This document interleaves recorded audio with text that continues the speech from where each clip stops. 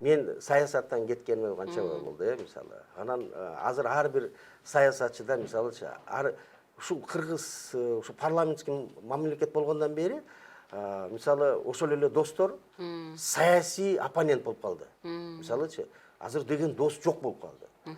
Ошол эле досто 5-тен 10-дон фейк отурат. Ар бир мисалы саясатчы, мисалы билесиңер да журналисттер, Facebook'ta, Twitter'де 5-тен 10-дон фейк отурат. Bir iki kişi же bir kişiге акча төлөп коет, 200-300 доллардан төлөп турат. Ар бир адамдын артында bir 4-тен 5-тен фейк. Ошол фейктерин акырын айтып коет, ургуладап коет. Анан ошол эле дос мен менен чай ичип отуруп, күлүп отуруп эле бир жеринде журналистине мисалы команда берет. Талкалагыла деп. Ошентип кыргыз мамлекет фейктерге бөлүнүп калды. Кыргыз мамлекет